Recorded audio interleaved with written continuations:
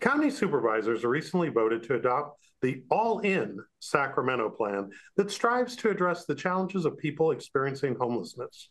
Two longtime leaders focused on the issue, Chris Martin and Aaron Johansson, join us today to discuss the plan and what solutions really work. Chris, when you look at the landscape of how Sacramento has faced its homeless crisis, what comes to mind as to the things that we've done right and what have we done wrong?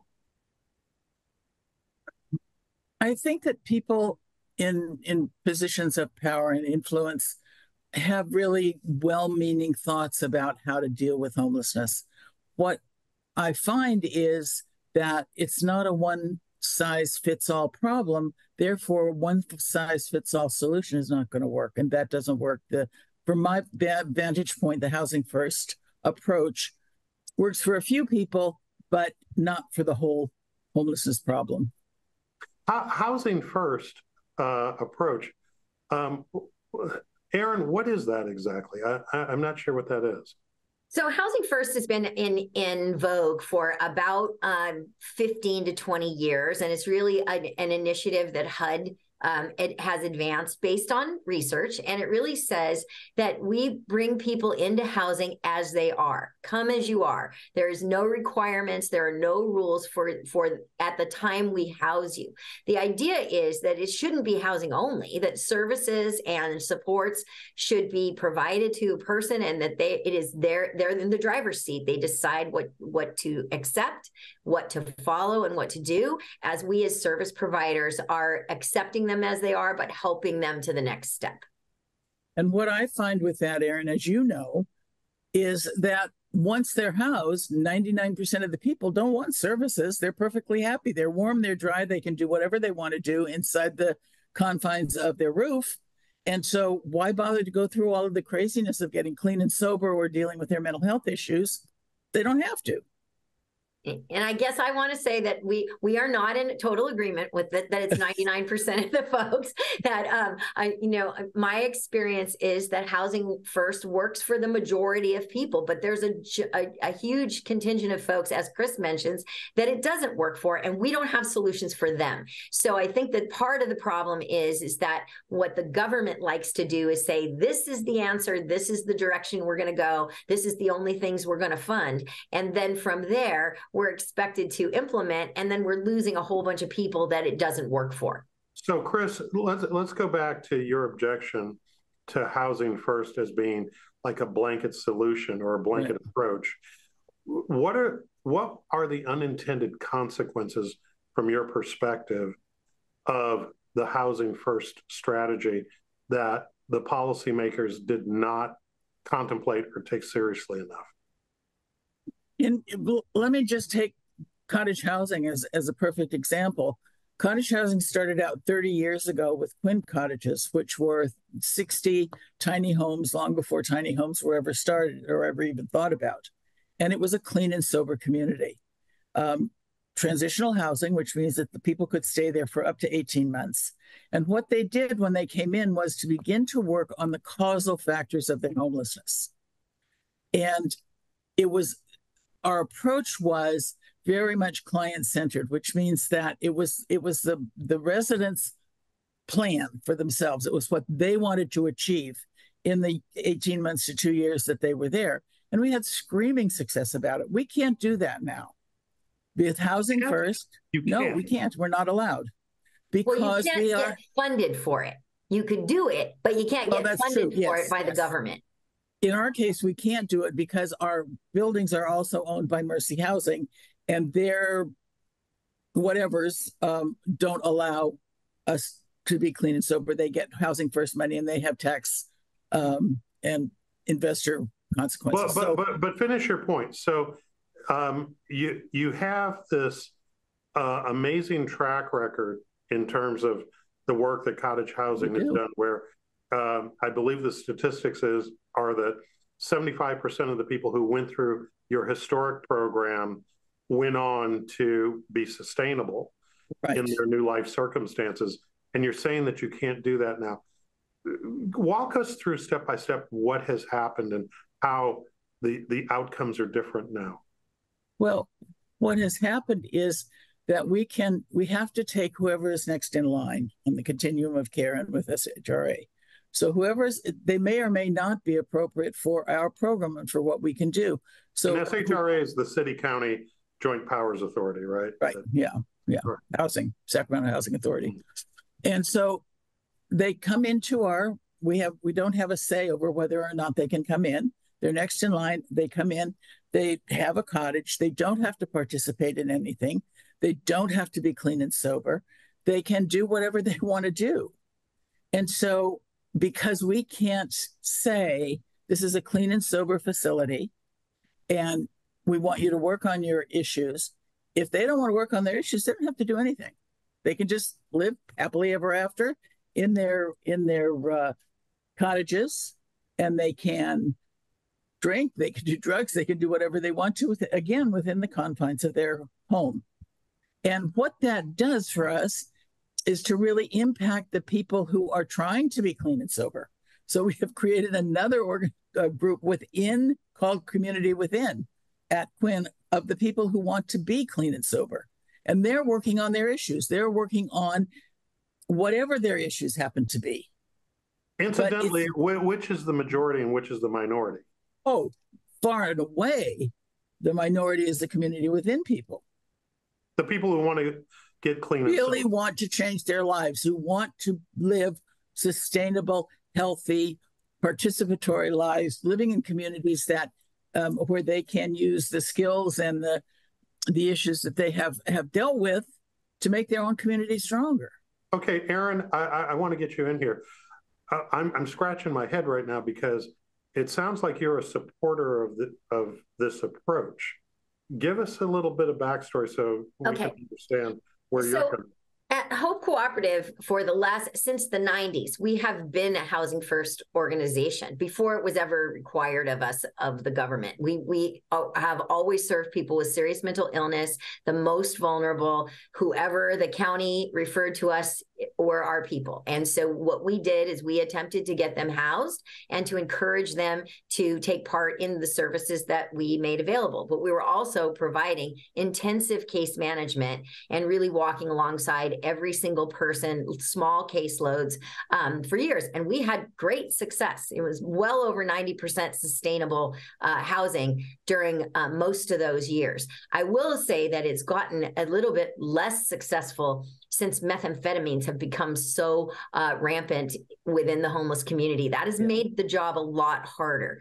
And but I do think that there is great success to be had in an environment where you deal with the person's most important priority first. They're living under a bush by the side of the road, and you deal with their housing needs as a first step. And that is a little bit where Chris and I might depart on this. But I also agree that there needs to be both options for those people that want them. So Hope operates a sober living house. We started two of them, actually. We started them a few years ago. And they are funded through the county behavioral health department, not through HUD housing. So that's kind of where the difference is that now there's a little bit more funding for sober living through a different kind of mechanism. And it's short term. It's about a year that a person can stay there, up to a year. And that is where the person who really wants to change their life, who wants to be clean and sober, who wants to address addiction, can do so. And we don't have enough of those resources available. And I think what Chris is talking about is that when the government makes a housing plan and says every housing program has to be housing first, then programs like Quinn are caught in that sort of cycle of we can't do the thing we know works the best for our population because of the funding that we're getting in order to do the thing that we do, if that makes sense. Much better than I do. It makes perfect sense. I guess, Erin, the thing that I'm having a hard time wrapping my mind around is I understand that the crisis facing the person right now is homelessness, and so that's the need that, according to this methodology, that you address first. At the same time, it almost comes back to there's an old book, and I can't remember the author's, like What I Learned in Kindergarten, right? And that if we're going to extend the support to someone, that it's fair to have reasonable expectations for their behavior as a consequence of that. And help us understand how allowing someone to receive what is their emergent need, but requiring nothing and essentially being silent in them continuing potentially behavior that's not only destructive for others, but most importantly, destructive for themselves, how that's okay. Well, we're not silent. I think that's the difference, is that we're not silent. We are providing services continuously, and we are encouraging and walking beside. And I think what Chris talked about, client-centered, to really start to work with that person to say, what is it you want out of your life? And how can we help you get there? And it's a pretty successful model. Statistically, it's not a successful model for everyone. So that's kind of where the problem comes in, is that, if you look at 80%, I think the number today is 80% of people who enter housing in a housing first model with intensive services will still be housed a year to 2 years later. That's still a pretty big number and a pretty good number statistically. It's not for everyone, because there are those people who live in that environment who can't be successful because of the things that are around them, the people around them. Also, one other thing that I think is important is that they're not allowed to there are some rules of, there are certain lease agreements that have to be followed. So what Chris said, you live inside your own home. What you do inside your own home, we can't stop. But you can't deal drugs out in the parking lot, at the community meal. You can't be your behavior can't be so egregious that there's violence and this and that. You will lose your housing for things like that affect the community at large. But just like in the real world, people are allowed to drink and use drugs in their own home in the real world as well. So there's that. Well, they're not exactly allowed, or at least there are limits, theoretically still. But I get your point. Yeah. I get your point, Chris. There are those who state, though, that programs like yours, like Hope Cooperative and others, are really kind of in some ways, a bit of a distraction, because, no disrespect, because that the vast majority of people that are on the street really aren't interested in coming into either of your programs or the others that make up part of the provider community, because they want the freedom to live how they live. You're absolutely correct. And so give us the separate the fact from the fallacy on that particular assertion. Well, I think that what you say is absolutely true. I think that most of the people who are a large majority of the people who are living on the streets don't want to come in because they want the independence that living rough gives them. And there are going to be some, of course, there are a lot of people who do want a roof over their heads, but the price that they have to pay, they're not willing to pay for that. And I disagree with Aaron.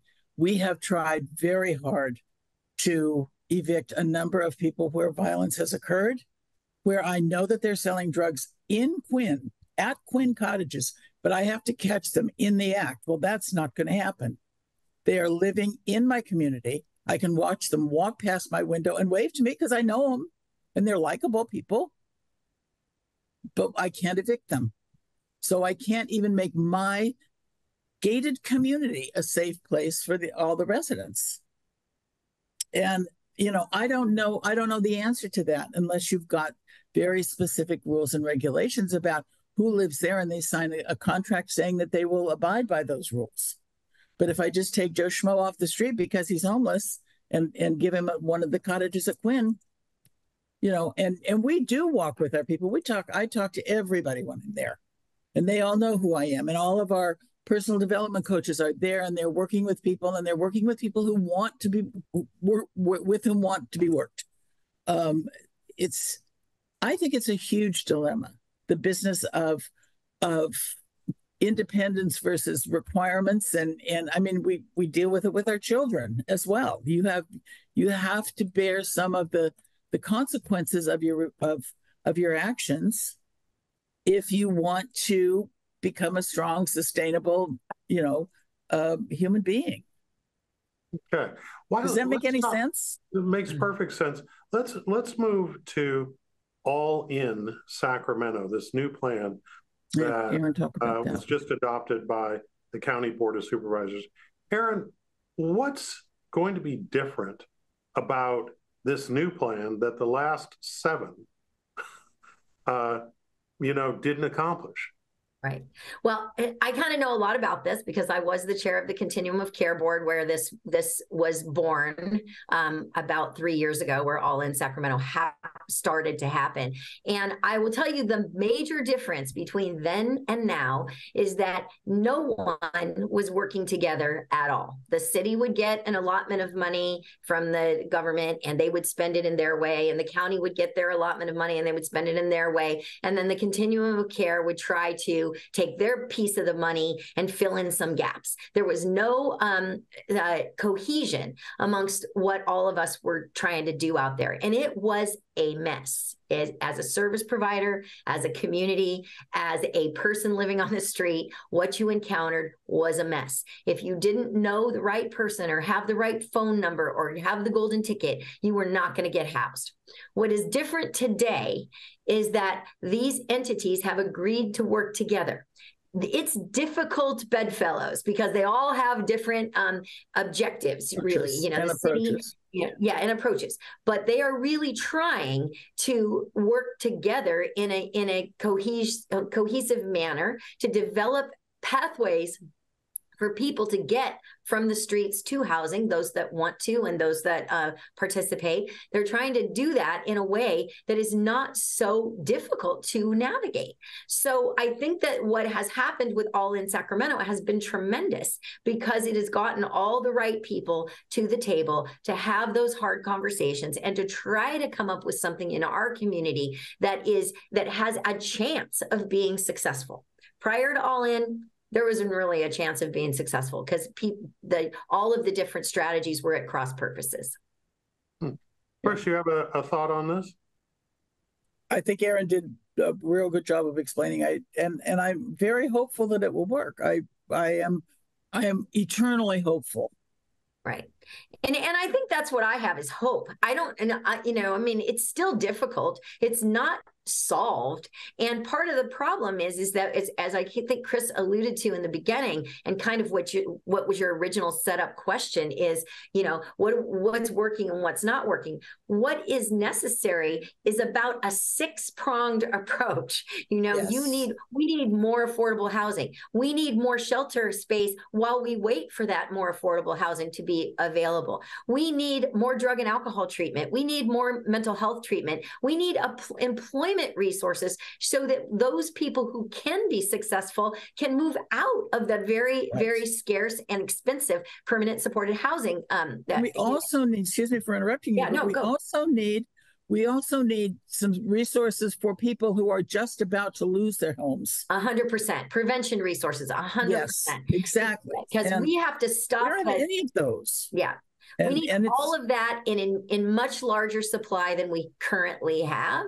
And we need them all to be working together so that a person's path is a path, not a random assortment of whack-a-mole. Right. And we need to stop being competitive with one another.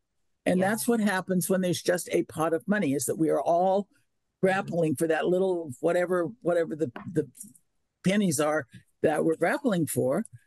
An audit was just done.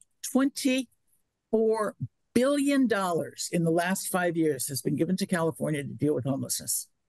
$24 billion. That's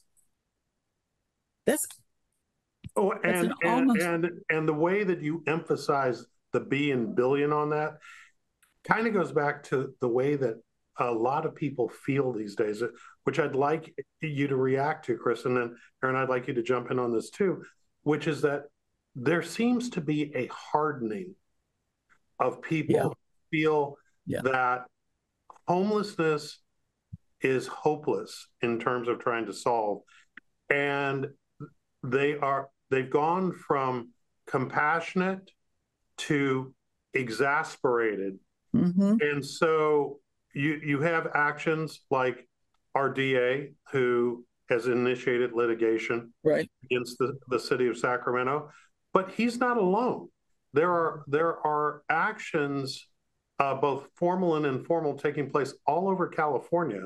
And I'd like to get from your standpoint, and Chris, we'll start with you.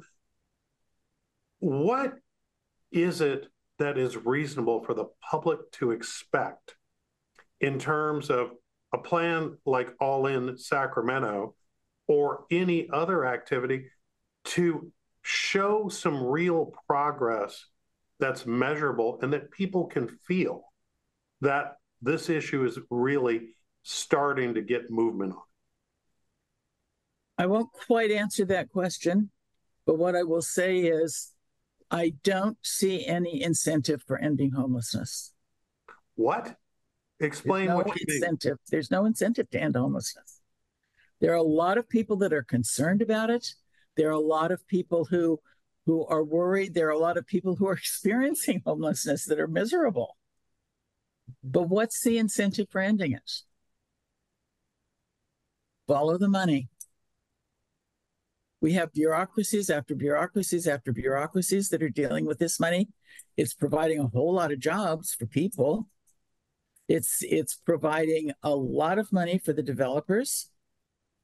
But what's the incentive to end it? Aaron, I'd like your reaction to what Chris just said and to the question itself. I think back to your point, I think the citizens are angry and the people experiencing homelessness are angry.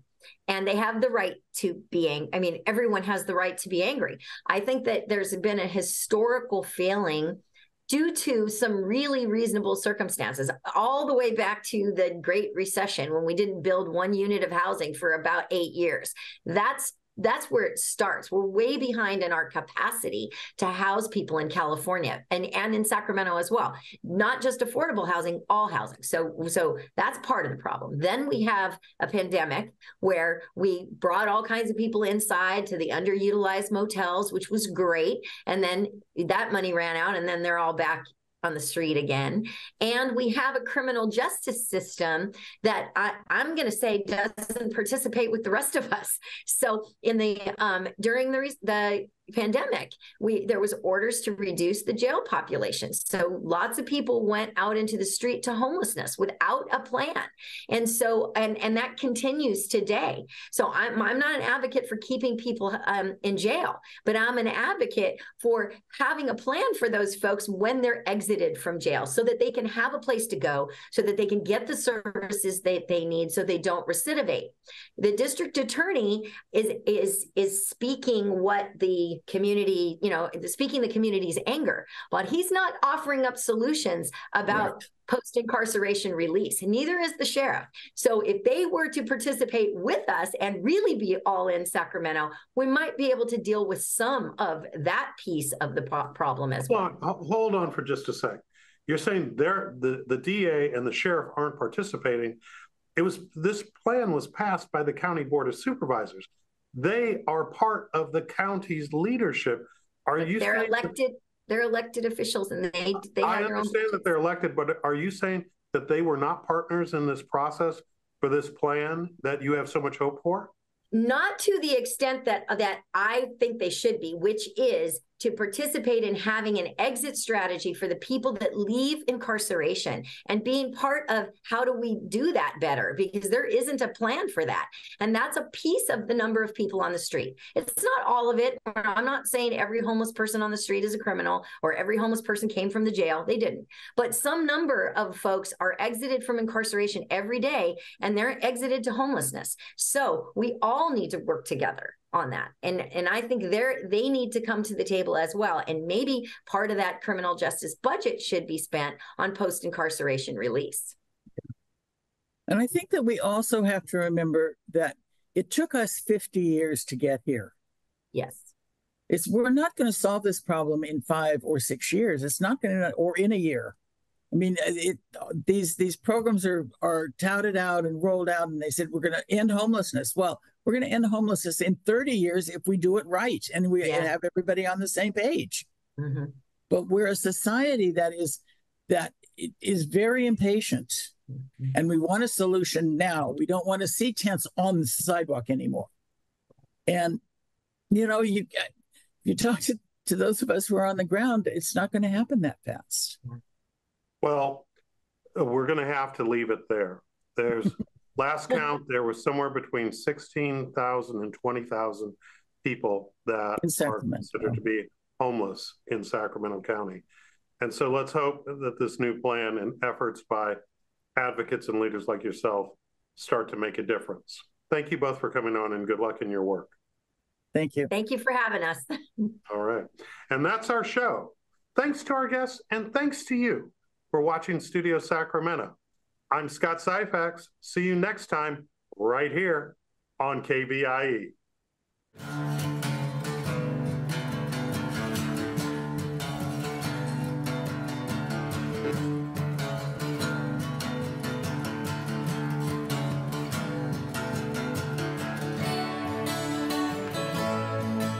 All episodes of Studio Sacramento, along with other KVIE programs, are available to watch online at kvie.org/video.